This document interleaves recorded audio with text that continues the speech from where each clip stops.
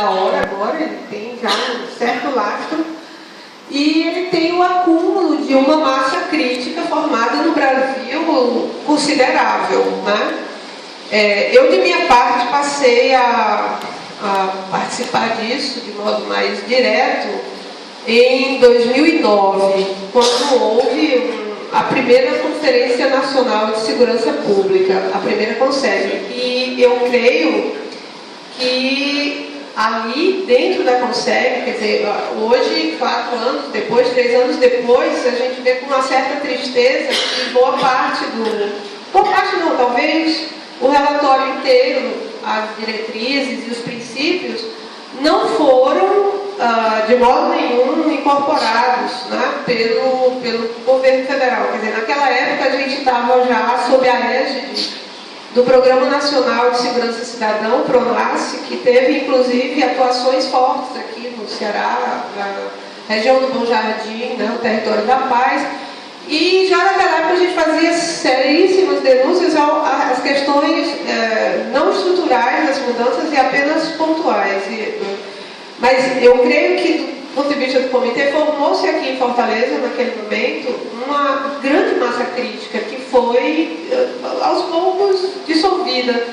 E quando estava falando com Vládia sobre essa questão da formação do comitê, eu insisti. Há um grupo chamado Pós-Conseg, que está meio desarticulado, porque o interessante, eu não me lembro de você, foi lá que eu conheci o Sabino, o Pequeiroz, o Plauto eu conheci antes porque tinha sido meu aluno, o Wagner eu só fui conhecer na época da greve, não, quando você assumiu lá a Assembleia. O interessantíssimo da CONSEG foi que estavam juntos a sociedade civil, trabalhadores da segurança pública e o Estado. Olha, deu muita briga. Dentro da CONSEG, lá em Brasília, teve voz de prisão de oficial. A revista da entrada da CONSEG, eu já fui ver o Lula aqui em Fortaleza, no presidente, a revista da entrada da CONSEG foi a mais rigorosa revista que eu já passei na minha vida. Ou seja, ninguém acreditava nem dentro da CONSEG, dos trabalhadores de segurança pública, o pessoal não podia estar armado. Eram três daqueles gates, né, para fazer então, e é impressionante, aquilo ficou perdido. A riqueza daquelas discussões está em algum lugar. A Regina Mick, que é a secretária nacional de Segurança Pública hoje, era a coordenadora nacional da CONSEG, né? E gente do porte de Luiz Eduardo Soares, Marcos Molim e Companhia Limitada, que estiveram junto, tem muito lastro, tem muita proposta, e hoje nós sabemos que já está em curso uma PEC, que é a PEC 51. Na verdade, eu acho que ela foi quase toda redigida pelo Luiz Eduardo Marques, mas no mandato do Lindbergh Farias, e que avança para além da desmilitarização, né? E que, de fato, concordo, é absolutamente necessário que a desmilitarização possa ser, talvez, um estandarte, digamos assim, mas que as questões estruturais são fundamentais para discutir o pacto. Então, a sugestão que eu dou, primeiro eu me filio a isso, mas a sugestão que eu dou, e aí eu concordo com o Wagner, é que isso tem que ser ampliado.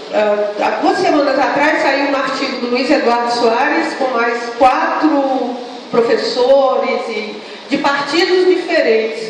Isso tem que ser um consenso suprapartidário.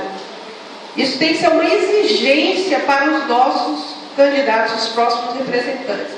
A gente tem que superar as diferenças internas partidárias, incorporar mais pessoas da sociedade civil e assumir isso como uma bandeira de um setor de centro-esquerda, um setor de esquerda, o que seja.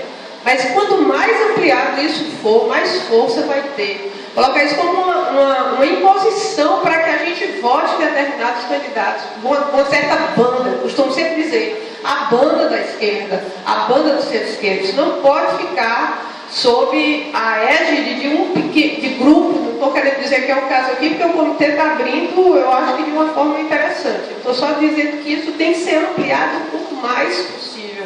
Incorporar muitos atores, todos que se sentem vitimizados, mas também aqueles que não se sentindo vitimizados, compreendem o processo. Né? Por fim, só para deixar uma informação terrível, e dizer que de fato desmilitarização não resolve nada, eu tenho um depoimento aterrador, né, de uma aluna que está fazendo curso da Polícia Civil e ela teve aulas de tortura. E nós todos sabemos, né, capitão Wagner, e os policiais aqui presentes, que existe um currículo oculto, né? Que esse discurso dos direitos humanos nas forças policiais não significa quase nada, nada. E aí, eu faço parte de vários grupos dentro do Facebook, por exemplo, dos quais fazem parte. Inclusive, eu sou convidada porque eu participei da CONSEG, e a participação da CONSEG mudou a minha perspectiva, felizmente ampliou a minha perspectiva para deixar de ver a polícia só como inimiga, isso. Mas é aterrador que você vê dentro dos grupos do Facebook compostos por policiais militares. É horrível, é nojento, é vergonhoso. E eu pergunto sempre, vem cá, vocês fizeram aulas de direitos humanos? Ou seja, o currículo dos direitos humanos dentro das forças policiais tem sido completamente ineficiente. Porque o currículo oculto, operacional, independente de ser militar, certo? Continua a considerar a tortura, uma tortura que tem cor, tem classe, que tem absolutamente legítima. Isso foi feito agora. Eu até perguntei a essa minha aluna se ela dizia, eu vou escrever sobre isso, você topa se a coisa vier? Ela disse, é claro que eu não topo, né? Insistir nisso. Eu digo, mas eu vou tornar público isso. Eu tenho quase 500 alunos, ninguém jamais vai saber quem é, né?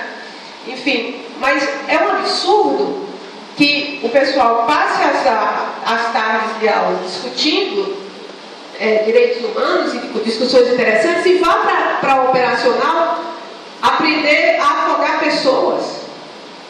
Isso acontecendo agora, hoje, amanhã, e as pessoas saberem disso. E, capitão, isso é sabido pelos policiais, porque também passaram por essas aulas. E nós continuamos a discutir isso, né, nessas dimensões enquanto essas aulas acontecem, quer dizer, a microescola da América, aqui, toda hora. Isso, eu creio que isso não poderá ser enfrentado se não for com uma amplitude bastante significativa. Louvo a iniciativa do comitê, acho que essa massa crítica gerada pelo pós-CONSEG, o pessoal ainda está por aí, deve ser incorporada. E creio que isso devia ser uma retomada, não só para as ruas, mas uma cobrança do comitê aos novos candidatos que virão por aí. Obrigada.